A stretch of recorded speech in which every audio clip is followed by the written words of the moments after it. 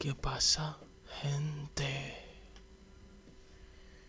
Bienvenidos y bienvenidas a un nuevo show en este mes de octubre.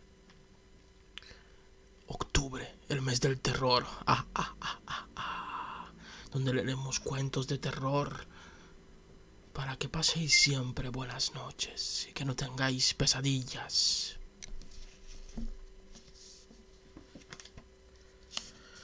Os recuerdo también que el anterior cuento lo tenéis en el canal de YouTube, que aparece en pantalla. Por lo demás, hoy vamos a leer un cuento de terror espeluznante de un autor famoso, Robert Louis Stevenson. Sí, queridos y queridas, el autor maravilloso de La Isla del Tesoro también escribió cuentos de terror. El que vamos a leer hoy se llama Jane la Torcida.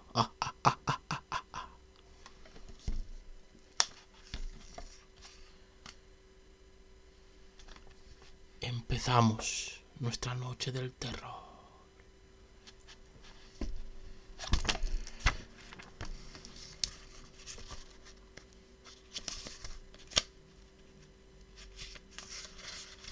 Si es que soy un showman, madre mía. La mea con luces de colores por detrás, todo. Si es que se ve perfecto. Nací para el espectáculo. Vamos allá, vamos a empezar. Robert Louis Stevenson, Janet la Torcida. Hacía mucho tiempo que el reverendo Murdoch Sulis era pastor de la parroquia de Belwari, en los páramos del valle del Dul. Aquel anciano de rostro severo y triste, que atemorizaba a cuantos le escuchaban, moraba en los últimos años de su vida, sin parientes ni criados, ni ninguna otra compañía humana, en la pequeña y solitaria rectoría más abajo del Hanging Show, bosquecillo del ahorcado. A pesar de la férrea serenidad de sus facciones, tenía una mirada extraviada, asustada e insegura, y cuando en admoniciones privadas hacía hincapié en el futuro que les esperaba a los que no se arrepentían, parecía como si sus ojos contemplasen a través de las tormentas temporales los terrores de la eternidad. Muchos jóvenes que acudían a él para prepararse a recibir la sagrada comunión por Pascua quedaban espantosamente afectados por su forma de hablar. Tenía un sermón sobre la primera epístola de Pedro. El demonio como león rugiente, para el primer domingo después de cada 17 de agosto, y en dicho texto solía superarse a sí mismo, tanto por la horrible naturaleza del tema expuesto, como por el terror que inspiraba su comportamiento en el púlpito. Los niños temblaban de miedo y los viejos parecían más sentenciosos de lo que era habitual en ellos, y se pasaban todo el día dando aquel tipo de consejos que Hamlet desaprobaba.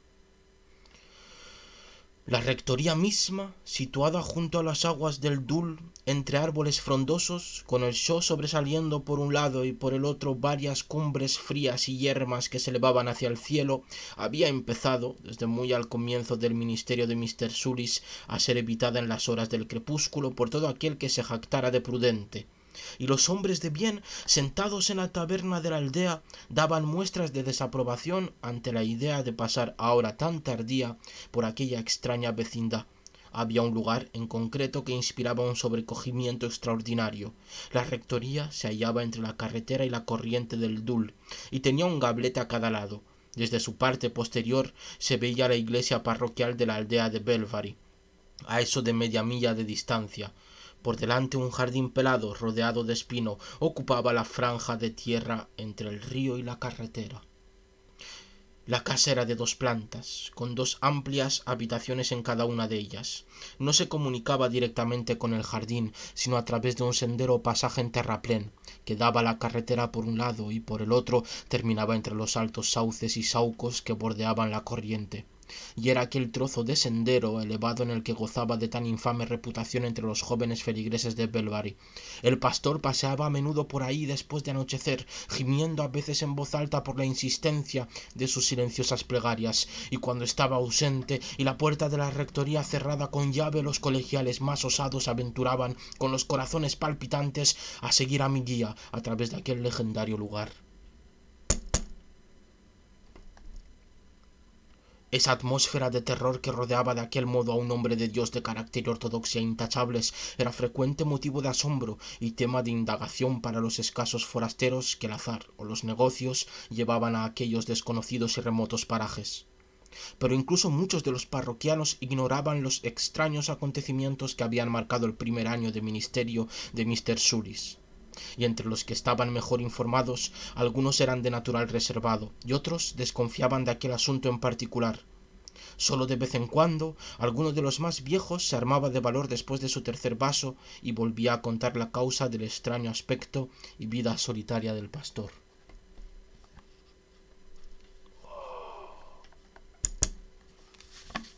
Que se apaga, ¿eh? Hace 50 años, cuando llegó por primera vez a Velbary, Mr. Sulis era todavía un hombre joven, un mozo, decía la gente, lleno de saberes librescos y elocuente al exponerlos. Pero, como era natural en un hombre tan joven, sin ninguna experiencia en materia de religión, los más jóvenes apreciaban mucho su talento y su palique, pero los de más edad, hombres y mujeres, preocupados y serios,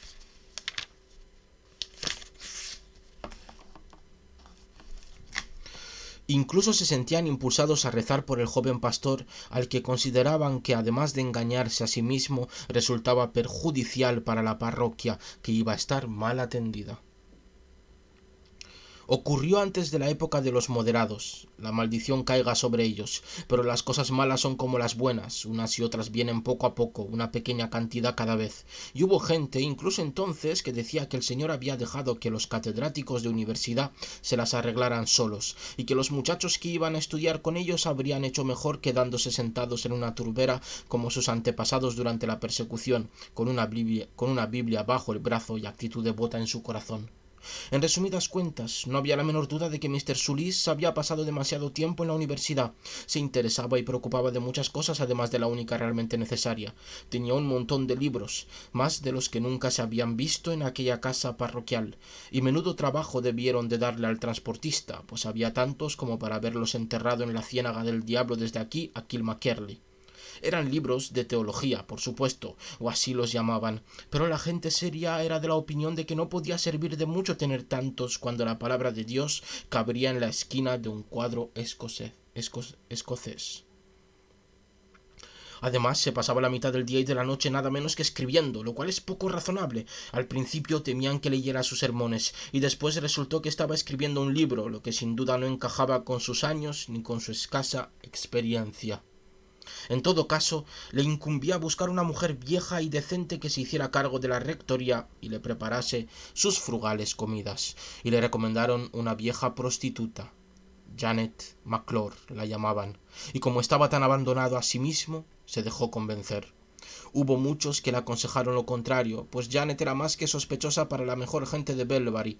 Hace mucho tiempo había tenido un niño de un soldado de caballería, y llevaba quizás 30 años sin acercarse a comulgar, y los chiquillos la habían visto mascullando para sí en Case Loan al anochecer, lo que era un momento y un lugar muy extraños para una mujer temerosa de Dios. De cualquier manera, fue el propio señor de aquellas tierras el primero en hablarle de Janet al párroco, y en aquellos días éste habría hecho cualquier cosa por complacer al terrateniente. Cuando la gente le decía que Janet tenía parentesco con el demonio, se lo tomaba como una superstición, y cuando le echaban en cara la Biblia y la bruja de Endor, les restregaba por las narices que ya habían pasado los días del demonio, el cual, gracias a Dios, estaba más comedido. En cuanto a la bruja de Endor, hay una nota a pie de página que pone lo siguiente. Abandonado por Dios y amenazado por los filisteos, Saúl invocó a una pitonisa que vivía en Endor, pequeña localidad al sur del monte Tabor, la cual, evocando al espíritu de Samuel, le profetizó su muerte y la destrucción de su ejército. En fin, cuando corrió por la aldea la voz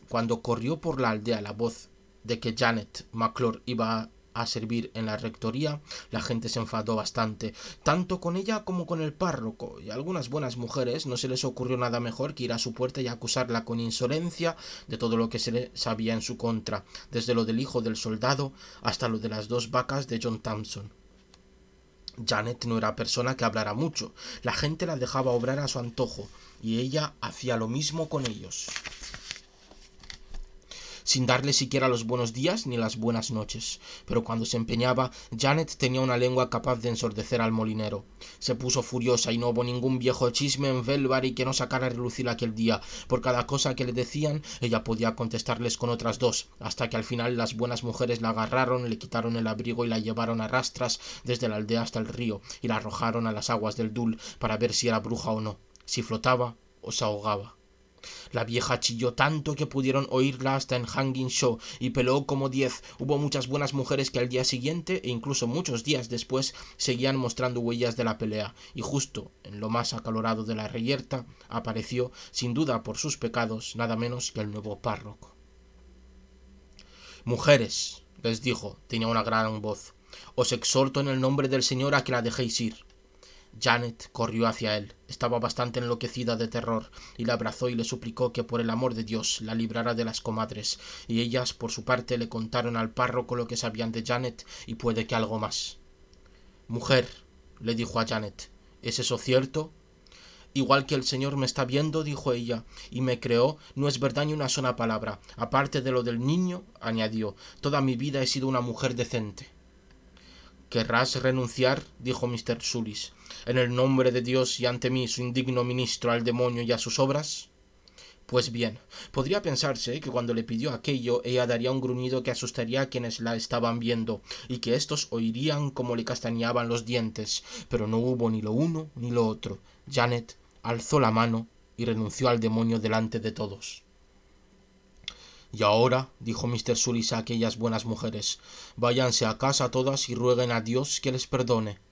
Y le ofreció el brazo a Janet, aunque no llevaba encima más que una camisa, y la acompañó a la aldea hasta dejarla frente a la puerta de su casa, como si fuese una dama, y ella chillaba y reía tanto que era un escándalo oírla. Aquella noche hubo mucha gente que rezó más de lo acostumbrado, pero a la mañana siguiente era tal el miedo que se había apoderado de Velvary y que los niños se escondieron e incluso los hombres atisbaban desde sus casas, pues Janet llegaba a la aldea, ella o alguien que se le parecía, nadie sabría decirlo, con el cuello torcido, la cabeza ladeada, como si la hubieran ahorcado, con una mueca en la cara como un cadáver antes de ser enterrado. Poco a poco se fueron acostumbrando e incluso le preguntaron para saber qué pasaba, pero a partir de aquel día ella no pudo hablar como una cristiana, solo babeaba y hacía un chasquido con los dientes como el de las tijeras para esquilar ovejas, y a partir de aquel día el nombre de Dios no volvió a aflorar a sus labios. A veces trataba de decirlo, pero no podía ser.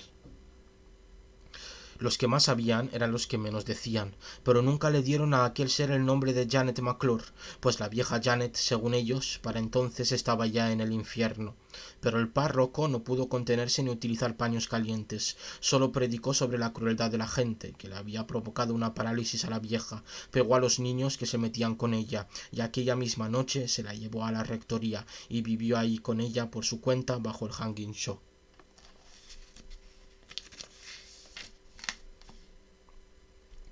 En fin, el tiempo iba pasando y los tipos ociosos comenzaron a darle menos importancia a aquel sombrío asunto.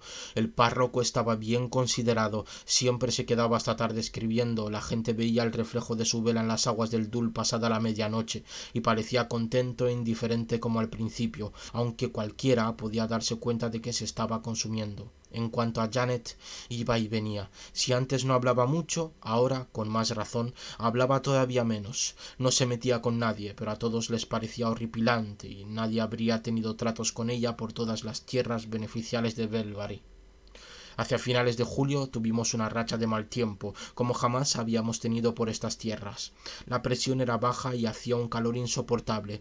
Los rebaños no podían subir a Black Hill, y los niños estaban demasiado cansados para jugar, y sin embargo era también deprimente, con ráfagas de viento caliente soplando por las cañadas y breves chaparrones que no refrescaban nada.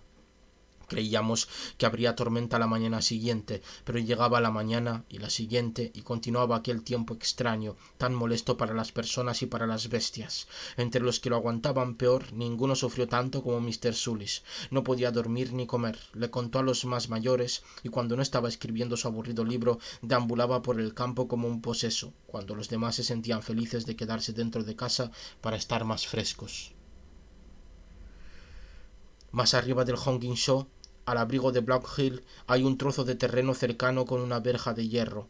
Al parecer, en los viejos tiempos, era el cementerio de Belvary, consagrado por los papistas antes de que la luz bendita brillara sobre el reino. Y aquí hay una nota. Alusión a la gloriosa Revolución Inglesa, un levantamiento propiciado por el obispo de Londres contra la política procatólica y anticonstitucional de Jacobo I, que desembocó en 1689 en el exilio del monarca a Francia y la ascensión al trono de su hija María Estuardo y su marido Guillermo de Orange, protestante, que había desembarcado en Torbay a finales de 1688 con 11.000 soldados de infantería y 4.000 de caballería. En todo caso, era el lugar predilecto de Mr. Sulis. Iba ahí a sentarse para meditar sus sermones y, a decir verdad, era un lugar resguardado. El caso es que un día, al llegar al extremo occidental de Block Hill, vio primero 2, luego 4 y después 7 cuervos volando en círculo sobre el viejo cementerio. Volaban bajo y con dificultad, graznándose unos a otros, y Mr. Sulis no dudaba de que algo les había sacado de su comportamiento ordinario. No era un hombre que se asustara fácilmente, y se fue directamente hacia la tapia. ¿Y qué diréis que encontró? Un hombre, o algo con apariencia humana, sentado sobre una tumba ahí dentro. Era de gran estatura y tan negro como un demonio. Y aquí hay una nota que dice que era creencia común en Escocia que el demonio se aparecía en forma de hombre negro. Así aparece recogido en varios procesos por brujería y creo en los memorials de ese delicioso depósito de lo pintoresco y lo espeluznante.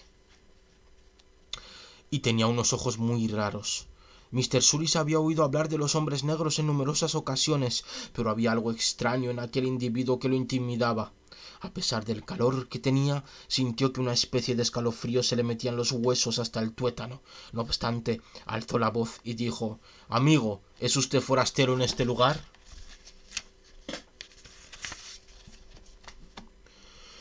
El negro no contestó palabra alguna, se puso en pie y empezó a moverse torpemente en dirección al lado opuesto de la tapia, pero sin dejar nunca de mirar al párroco, que a su vez le devolvía la mirada, hasta que al cabo de un minuto el negro saltó la tapia y echó a correr para ocultarse entre los árboles.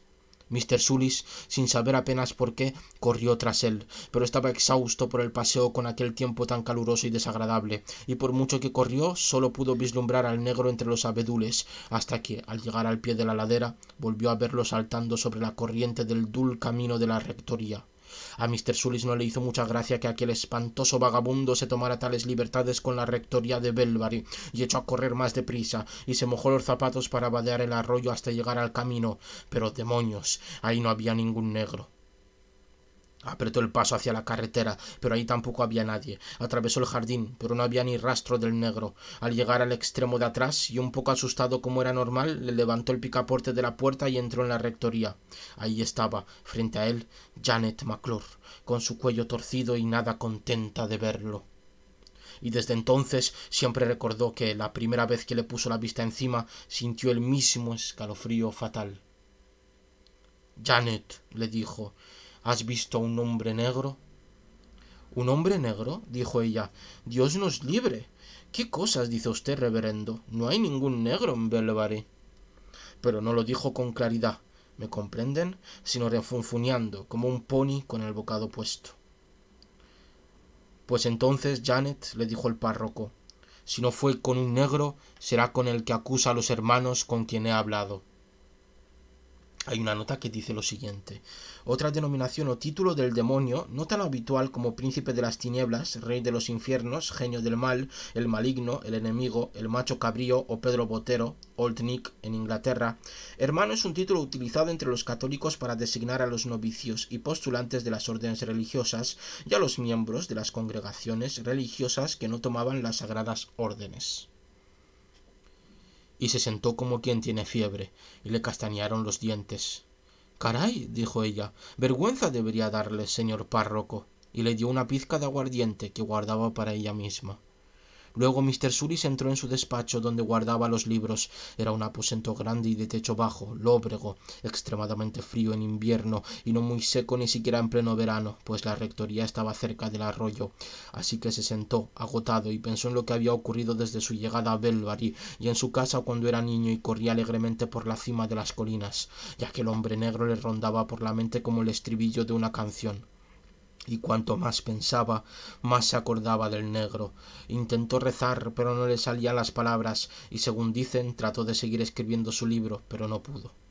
A veces tenía la impresión de que el negro estaba a su lado, y le recorría un sudor frío como el agua de pozo, y otras veces recordaba su infancia cristiana y no le importaba nada. El resultado fue que se dirigió a la ventana y se puso a mirar las aguas del Dul. Los árboles son extraordinariamente gruesos y la corriente es profunda y negra debajo de la rectoría. Ahí estaba Janet lavando la ropa con la falda recogida. Estaba de espaldas al párroco y ni él mismo sabía qué era lo que miraba. Luego ella se dio la vuelta y mostró la cara. Mr. Sulis sintió el mismo escalofrío que ya había sentido por 2 veces el día anterior y cayó en la cuenta de lo que la gente decía, que Janet había muerto hacía mucho y que aquello era un espectro revestido de carne, fría como el barro. Retrocedió un poco y la escudriñó exhaustivamente.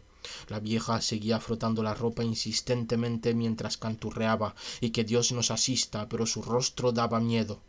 A veces cantaba más alto, pero ningún hombre nacido de mujer habría podido identificar las palabras de su canción, y de vez en cuando miraba de soslayo hacia abajo, pero ahí no había nada que mirar. Un sentimiento de rechazo le recorrió todo el cuerpo hasta llegar a los huesos. Era un aviso del cielo. Pero Mr. Sully se culpó a sí mismo, dijo, por pensar tan mal de una pobre mujer, vieja y achacosa, que no tenía más amigo que él, y rezó una breve oración por los dos y bebió un poco de agua fresca, pues la idea de comer le revolvía el estómago, y al anochecer subió a acostarse en el sencillo lecho donde dormía sin quitarse la ropa. Aquella fue una noche que nadie ha olvidado en Belbury, la noche del 17 de agosto de 1712. Antes había hecho mucho calor, como ya he dicho, pero aquella noche hizo más que nunca. El sol se puso entre nubes de aspecto misterioso. Todo estaba tan oscuro como un pozo. Ni una estrella, ni un soplo de viento. No podías ver tu propia mano puesta delante de la cara, e incluso la gente de más edad, pese a quitarse la colcha de la cama, respiraba con dificultad.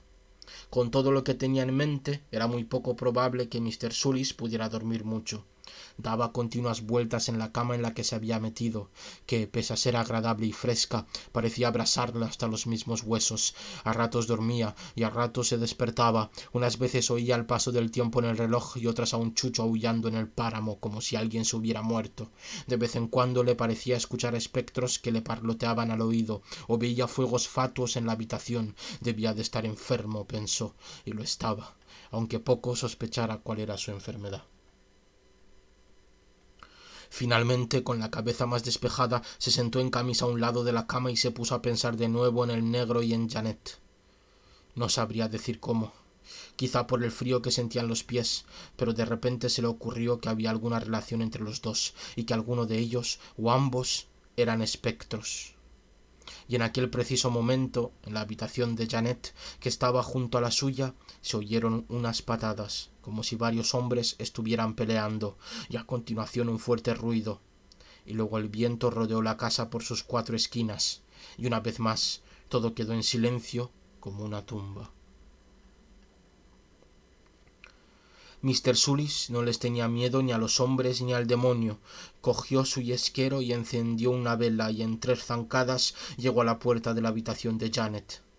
No estaba cerrada por dentro, así que la abrió de un empujón y echó una ojeada a su interior con descaro. Era una habitación grande, tan grande como la del párroco, y estaba llena de grandes y sólidos muebles antiguos, que era todo cuanto él poseía. Había una cama con dosel de tapicería antigua, un excelente vargueño de roble, lleno de libros de teología, que el párroco había puesto ahí para tenerlos a mano, y unas cuantas prendas de Janet tiradas por el suelo.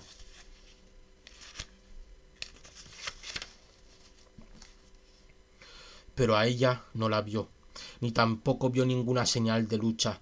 Entró y pocos le habrían seguido, echó una ojeada y escuchó con atención. Pero no había nada que oír, ni dentro de la rectoría ni en toda la parroquia de Belbury, ni nada que ver, salvo las numerosas sombras que daban vueltas en torno a la vela. Y entonces, de repente, el corazón del párroco se puso a latir con fuerza y se quedó completamente inmóvil. Y notó un soplo de viento helado que jugaba con su cabello. ¡Qué visión tan espantosa para los ojos de aquel pobre hombre! pues ahí estaba Janet, colgando de un clavo junto al viejo vargueño de roble, la cabeza inclinada sobre el hombro, como siempre, los ojos cerrados, la lengua saliéndole de la boca y los talones a 2 pies del suelo. Que Dios nos perdone a todos, pensó Mr. Sulis. La pobre Janet ha muerto. Y cuando se adelantó un paso hacia el cadáver, el corazón le dio un vuelco, pues, por algún sortilegio que a ningún hombre corresponde juzgar, colgaba de un solo clavo y de un solo hilo de estambre para zurcir medias. Es algo terrible encontrarse solo, de noche, entre tantos prodigios de las tinieblas, pero Mr. Sulis tenía una fe profunda en el Señor. Se dio la vuelta, salió de la habitación y cerró la puerta tras de sí. Poco a poco bajó la escalera, las piernas pesándole como si fueran de plomo, y puso la vela encima de la mesa que había al pie de la escalera. No podía rezar ni pensar, estaba bañado en sudor frío y no oía más que los latidos de su corazón. Puede que se quedara ahí durante 1 hora, o tal vez 2, poco le importaba, hasta que de repente escuchó un murmullo sordo y misterioso en el piso de arriba. Eran unos pasos que recorrían de un lado a otro el aposento donde colgaba el cadáver. La puerta estaba abierta, aunque recordaba muy bien haberla cerrado. Luego se oyeron unos pasos en el rellano, y le pareció que el cadáver estaba mirando por encima de la barandilla hacia donde él se encontraba. Hostia, qué susto, tío, me cago en la puta. Tomó de nuevo la vela, pues no podía quedarse sin luz, y lo más silenciosamente que pudo, salió de la rectoría y se dirigió al extremo más alejado del sendero elevado. La oscuridad era completa. La llama de la vela, cuando la depositó en el suelo, ardía con tanta firmeza y claridad como en la habitación. Nada se movía, salvo la corriente del Dul, que fluía sollozante por el valle, y a lo lejos las impías pisadas que bajaban con dificultad las escaleras en el interior de la rectoría. Reconoció muy bien aquellas pisadas, pues pertenecían a Janet, y a cada paso con que se aproximaban un poco más, el frío le penetraba en las tripas cada vez más hondo. Encomendó su alma a aquel que lo había creado y lo mantenía con vida. «Oh Señor», dijo, «dame fuerzas esta noche para luchar contra los poderes del mal». Para entonces, los pasos atravesaban el pasillo en dirección a la puerta. Podía oír el contacto de su mano con la pared, como si aquel ser espantoso anduviese a tientas. Los sauces agitaron y gimieron, un largo suspiro llegó de las colinas y la llama de la vela empezó a temblar. Y ahí estaba, en el umbral de la rectoría, el cadáver de Janet, con su vestido de gorgorán y su cofia negra, la cabeza inclinada, como siempre, sobre el hombro, la misma mueca en el rostro. Viva, habrían dicho ustedes, pero en realidad muerta, como bien sabía Mr. Sulis. Es extraño que el alma de un hombre esté tan sujeta a su cuerpo perecedero, pero lo cierto es que el párroco vio aquello y su corazón no estalló. La vieja no se quedó ahí mucho tiempo, empezó a moverse de nuevo y se dirigió despacio hacia Mr. Sulis, que se encontraba bajo los sauces. Con toda la vitalidad de su cuerpo y la fortaleza de su espíritu, el párroco le lanzó una mirada furibunda. Parecía que ella fuese a hablar, pero le faltaron las palabras e hizo una señal con la mano izquierda. Llegó una ráfaga de viento, como el bufido de un gato. La vela se apagó, los sauces chillaron como si fueran personas, y Mr. Sulis comprendió que, no importa que estuviera viva o muerta, aquello sería el final. «Bruja, arpía, demonio», exclamó, «te exhorto, por el poder de Dios, que vuelvas a la tumba, si estás muerta, o al infierno, si estás condenada». Y en aquel mismo momento salió del cielo la mano del Señor y golpeó a aquel horror ahí mismo donde estaba. El cadáver profanado de la vieja bruja, durante tanto tiempo alejado de la tumba y arrastrado por los demonios, ardió como la yesca y cayó al suelo convertido en cenizas. A continuación se oyó el estallido de una serie de truenos y rompió a llover. Mr. Sulis atravesó de un salto el seto del jardín y echó a correr hacia la aldea sin dejar de gritar. Aquella misma mañana, John Christie vio al hombre negro pasar por Maclecairn cuando daban las 6. Que Maclecairn significa gran montón de piedras. Estos montones de piedras de forma piramidal, tan abundantes en Escocia, eran utilizados como monumento conmemorativo, mojón o marcador de huellas, por exploradores, agrimensores o excursionistas. Antes de las 8 pasó cerca de la taberna de Knockdown, y no mucho después Sandy Malelan lo vio andando a paso rápido por las colinas de Kilmakerley.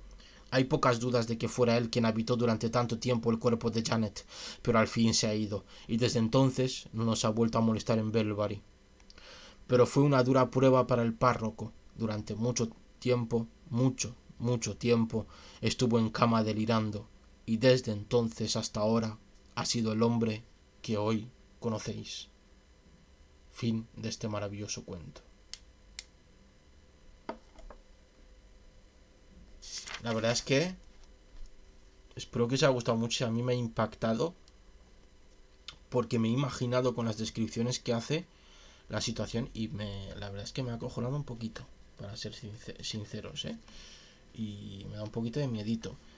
Muy buen cuento, muy bueno. Seguiremos la próxima noche. Espero que no tengáis muchas pesadillas. Chao, chao.